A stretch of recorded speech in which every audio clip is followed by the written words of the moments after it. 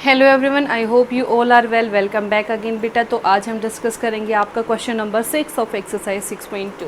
देखो क्या कह रहे हैं क्वेश्चन नंबर 6। आपका स्टेटमेंट पढ़ते हैं। उसने बोला if P Q and R S are two mirrors, this P Q and R S are two mirrors place parallel to each other, these are मतलब इन पैरेलल है बेटा ये already. P Q is parallel to R S. फिर उसने बोला an incident ray, एक incident ray यहाँ से गई, ठीक है। कौन सी रे गई? ए स्ट्राइक कर गई मिरर पी क्यू के साथ बी पॉइंट पे। पी क्यू मिरर के साथ बी पॉइंट पे स्ट्राइक की, वहां से रिफ्लेक्ट हुई, सी पॉइंट पे आई, फिर रिफ्लेक्ट होके कहाँ चली गई? D. Then we have to prove that angle A B is parallel to C D. To prove A B is parallel to C D and given PQ is parallel to RS। अब हमें अपनी तरफ से कुछ construction लेनी पड़ेगी prove करने के लिए। आप डायरेक्ट तो ऐसे प्रूव कर नहीं सकते।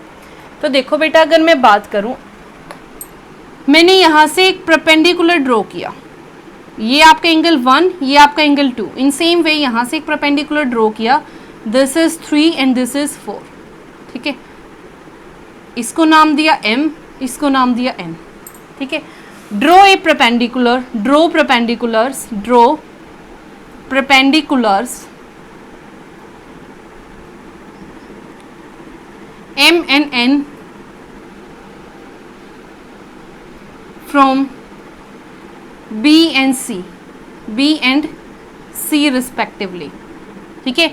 M B पॉइंट से, N आपका C पॉइंट से, ठीक है। अब देखो बेटा, परपेंडिकुलर ड्रॉ किया तो ध्यान से देखना, तो जो आपकी बी एम लाइन है वो सी एन की क्या होगी? पैरेलल। रीजन देखो, तो it means B M is parallel to C N. Reason, दो पैरेलल लाइन पे से अगर मैं कोई परपेंडिकुलर ड्रॉ करती हूं तो वो भी क्या होगा बेटा? पैरेलल। ऑलरेडी गिवन है that P Q is parallel to R S, ठीक है। दो पैरेलल लाइन से अगर परपेंडिकुलर ड्रॉ करती हूं तो वो भी क्या होंगे? पैरेलल, ठीक है। यहाँ पे क्या लिखोगे? Perpendiculars from parallel lines, parallel lines, ठीक है। अगर मैं बात करूं बेटा, ये वाली लाइन इस वाली लाइन के पैरेलल है, तो this angle plus this angle equal होंगे। अगर ध्यान से देखो तो दिस और दिस इक्वल होंगे, यानी कि angle 2 is equal to angle 3, angle 2 is equal to angle 3, angle 2 is equal to angle 3। Reason क्या है? Corresponding angle. रीजन क्या है? Corresponding angles as BM is parallel to CN, ठीक है। अब देखो, ये मैंने परपेंडिकुलर ड्रॉ किया है, तो परपेंडिकुलर क्या करता है बेटा? दोनों एंगल को इक्वल पार्ट्स में डिवाइड कर देता है।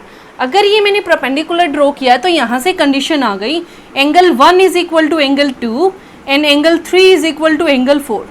क्योंकि परपेंडिकुलर आप जब भी ड्रॉ करोगे तो वो एंगल को दो इक्वल पार्ट्स में डिवाइड करेगा, यानी कि जो एंगल यहाँ होगा वही एंगल यहाँ पे, जो एंगल यहाँ है वही एंगल यहाँ पे।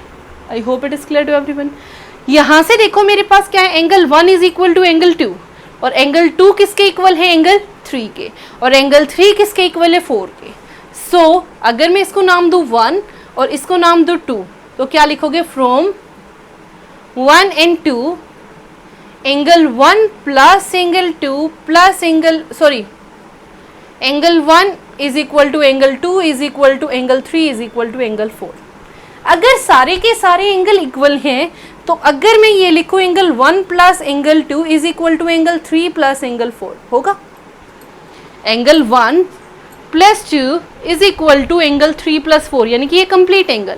अगर ये कंप्लीट एंगल इस कंप्लीट एंगल के इक्वल आ गया तो ये कैसे एंगल है बेटा? Alternate interior angle. अगर ये इक्वल आ गए तो ये लाइन कैसे आ गई? Parallel.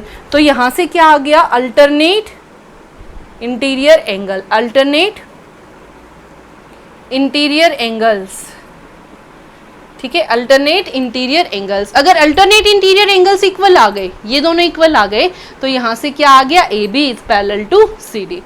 So AB is parallel to CD.